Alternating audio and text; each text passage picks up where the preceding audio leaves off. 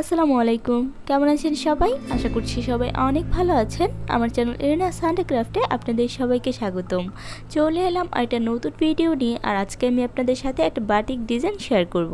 তো তার জন্য এখানে আমি 2 টুকরা কাপড় নিয়ে নিয়েছি শুরুতেই, আর নিয়ে নিচ্ছি রিবন বাঁধার জন্য, আর নিয়ে নিচ্ছি চক ড্রয়িংয়ের জন্য।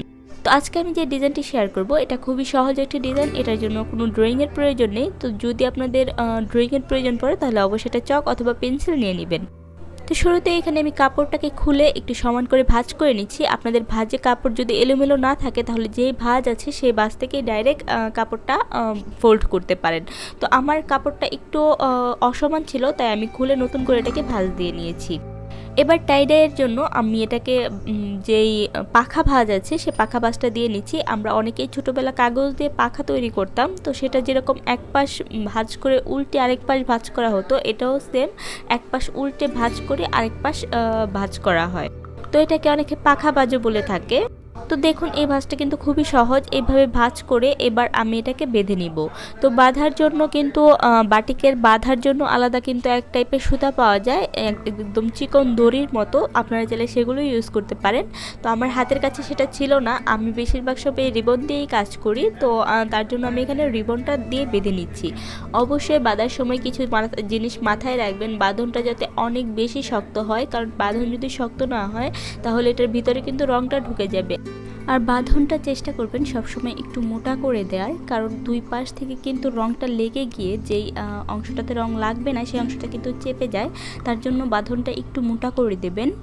তো আমি এইভাবে ঘুরিয়ে পেঁচিয়ে দেখুন অলরেডি 2টা গিট দিয়ে নিয়েছি। তো এবার আমি আরেকটা গিট দিব, অর্থাৎ মাঝ বরাবর একটি আর দুই পাশে আরও 2টি গিট।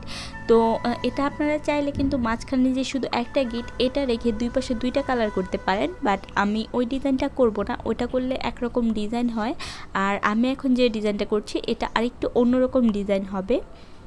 তো টাই ডাই কিংবা বাটিকের এই জিনিসটা আমার খুবই ভালো লাগে, যে একটু ভাঁজ এদিক সেদিক হলে কিন্তু ডিজাইনটা টোটালি অন্যরকম হয়ে যায়, আর কাজগুলো কিন্তু খুবই ভালো লাগে। তো আজকে আমি বাটিকের যে কালারটা চুজ করেছি এটা হচ্ছে সালফার কালার। আজকে আমি মূলত সালফার কালার দিয়ে টাই ডাইটি করব। তো ভ্যাট কালার এবং সালফার দুইটাই মূলত গরম পানিতে করতে হয়, আর পদ্ধতিটা অনেকটা একই রকম। তো দেখুন আমার বাঁধনটি কমপ্লিট হয়ে গিয়েছে। একই পদ্ধতিতে আমি আমার সেকেন্ড যেই কাপড়ের টুকরাটি ছিল সেটিও বেঁধে নিয়েছি। এখানে মূলত একটা সালোয়ার হবে এবং একটি কামিজের জন্য আমি রেডি করছি। তো একটা এখানে আছে একটু ভয়েল কাপড় একদম সুতি যেটা, আর আরেকটা হচ্ছে সেটাও সুতি কিন্তু ওটা হচ্ছে পবলিন কাপড় একটু মোটা। তো ওটা দিয়ে আমি সালোয়ার তৈরি করব আর একটা দিয়ে জামা। তো শুরুতেই এখানে আমি প্লেন যে ওয়াটার একদম নর্মাল ঠান্ডা যে পানিটা, এটার মধ্যে আমি কাপড়টাকে একটু ভিজিয়ে নিচ্ছি। এটা অপশনাল, আপনারা চাইলে কাপড়ের মার ঝরিয়ে সরাসরি রঙের পানিতে চুবাতে পারেন, বাট এটা করলে কাপড়টা ভেজা অবস্থায় রঙের শোষণ ক্ষমতাটা অনেকটা বেড়ে যায়। তার জন্য এখানে অধিকাংশ মানুষই পানিতে একটু ভিজিয়ে নেয় কাপড়টা। চেষ্টা করবেন কাজ শুরুর 15 থেকে 20 মিনিট আগে এই কাজটা করার, তাহলে কাপড়ের যে এক্সট্রা পানিটা থাকবে সেটা অনেকটাই শুষে যাবে, আর পরবর্তীতে রং অ্যাপ্লাইয়ের সময় রংটাও কিন্তু অনেক বেশি টেকসই হবে। এরই ফাঁকে আমি চুলায় কিন্তু গরম পানি বসিয়ে দিয়েছি। পানি যখন একদম টকবক করে ফুটতে থাকবে তখন আমি এটাকে নামিয়ে নেব চুলা থেকে। আপনারা চাইলে এটা চুলায় বসেও কাজটা করতে পারেন। তো প্রথমেই আমি এখানে খাবার যে লবণ আছে সেই লবণটা দিয়ে নিব। আপনারা চাইলে এখানে মোটা লবণটা ইউজ করতে পারেন, তো এটা সম্পূর্ণ অপশনাল। এবার লবণটাকে একটা চামচের সাহায্যে আমি পানির সাথে ভালোভাবে মিক্স করে নিচ্ছি। এরপর আমি এখানে কেমিক্যাল অ্যাড করব। তো সালফার কালারের মেন যে কেমিক্যাল এটা হচ্ছে সোডিয়াম স্টোন, তো বা সোডিয়াম পাথর। এটাকে আমি 4 চামচ পরিমাণ পানিতে মিশিয়ে নিব। তো এটা পানিতে দেওয়ার সাথে সাথে দেখবেন একটু ফুটতে শুরু করবে পানিটা, আর এটার কালারটা কিন্তু সবুজ। কিন্তু ভয় পাওয়ার কিছু নেই, কাপড়ে কিন্তু এই সবুজ স্টেনটা থাকবে না। কাপড়ে আপনি যেই রঙটা অ্যাপ্লাই করবেন শুধুমাত্র সেই রঙটাই আসবে। আমি একটু কাছ থেকে দেখিয়ে দিচ্ছি, দেখুন পানিটা কি পরিমাণ ফুটছে। এই টাইমে হাতটা কিন্তু একটু সাবধানে রাখবেন, রং ঢেলে দেওয়ার আগে চামচ দিয়ে আবার এই কেমিক্যালটাকে একটু ভালোভাবে মিশিয়ে দিচ্ছি। এটা কিন্তু অবশ্যই করবেন ভালোভাবে, যত কেমিক্যালের সাথে রংটা মিশে যাবে তত কিন্তু কাপড়ের রংটা টেকসই হবে। তো এখন এখানে আমি কালো রংটা দিয়ে দিচ্ছি। এই কালো রং দিয়ে দিচ্ছি আমি 4 চামচ। আমি কেমিক্যাল দিয়েছি 4 চামচ, এখন রংটাও দিয়ে দিচ্ছি 4 চামচ। আর আমার এখানে কাপড় আছে টোটাল 5 গজেরও বেশি, প্রায় 5.5 গজের মতো। তো তার জন্য আমি 4 চামচ পরিমাণ রং দিচ্ছি। আপনারা আপনাদের কাপড়ের মেজারমেন্ট অনুযায়ী রংটা দিয়ে নেবেন। আর সালফার কালারের ক্ষেত্রে কিন্তু পানির আলাদা কোনো মেজারমেন্টের প্রয়োজন নেই। আপনার কাপড় যতটুকু পানিতে ভিজবে ঠিক ততটুকু পানি আপনি নেবেন। এই পর্যায়ে আমি হাতে গ্লাভস পরে নিচ্ছি, এটা কিন্তু মাস্ট আপনার হাতে পরতেই হবে।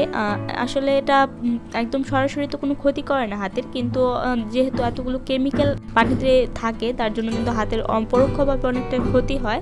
অনেক সময় দেখা যায় যে হাত অতিরিক্ত ড্রাই হয়ে যায়, তার জন্য চেষ্টা করবেন হাতে একটু মোজা পরে নেওয়ার। তো এই যে এখন আমি রঙের পানিতে কাপড়টিকে ভালোভাবে চুবিয়ে দিচ্ছি। একটু খেয়াল রাখবেন যেন কোনো অংশ কাপড়ের রঙের বাইরে না থাকে বা ভেসে না থাকে, তাহলে কিন্তু রঙটা কাপড়ে ভালোভাবে পৌঁছাবে না। তো সালফার কালারের ক্ষেত্রে আমি যে কথাটা বলবো, আপনারা যদি একদম পিওর কুচকুচে কালো রং চান তাহলে অবশ্যই সালফার কালারটা ইউজ করবেন। সালফার কালারের মতো কালো কুচকুচে রং আমি আর কোনো কালারে পাইনি, পার্সিয়ান কালারে তো নাই, ব্যাড কালারেও এত ভালো রং আসে না। তো কালো এবং লালের জন্য আমার সবসময় ফার্স্ট চয়েস হচ্ছে সালফার কালার। এটা দামিও কম আর মানিও ভালো। তো এই যে দেখুন, আমি রঙের পানিতে কাপড়টাকে 20 মিনিটের মতো চুবিয়ে রেখেছিলাম উল্টে পাল্টে, তারপর এটাকে ধুয়ে নিয়েছি। আর আমার হাতে সময় খুব কম ছিল, আমি যখন ভিডিওটা মেক করি তখন আসলে এই জন্য আমি একদম ডিটেলসে দেখাতে পারিনি। তো তারপরে মূলত আমি শুধু নর্মাল কাপড় দিয়ে নর্মাল পানিতে কাপড়টাকে ভালোভাবে বেশ কয়েকবার ধুয়ে নিয়েছি, যতক্ষণ পর্যন্ত কাপড় থেকে রঙের সাদা পানিটা বের না হয়েছে ততক্ষণ পর্যন্ত ধুয়েছি। তো এই যে দেখতেই পাচ্ছেন আউটপুটটা কেমন এসেছে, একই রকম ভাঁজ, তারপরেও দেখুন দুইটা প্যাটার্ন কিন্তু কিছুটা আলাদা আলাদা এসেছে। তো যেটা একটু গোল প্যাটার্ন এটা আমি জামার জন্য সিলেক্ট করেছি, আর যেটা একদম স্কোয়ার শেপ এটা আমি সালোয়ারের জন্য এটা দিয়ে আমি সালোয়ার মেক করব। তো ভিডিওটি কেমন লাগলো অবশ্যই কিন্তু আমাকে জানাতে ভুলবেন না। যদি ভালো লাগে তাহলে প্লিজ ভিডিওটা সবার সাথে শেয়ার করে দিবেন, আর একটা লাইক দিয়ে দিতে কিন্তু ভুলবেন না। আজ এই পর্যন্তই, সবাই ভালো থাকবেন, আমার জন্য দোয়া করবেন। আল্লাহ হাফেজ।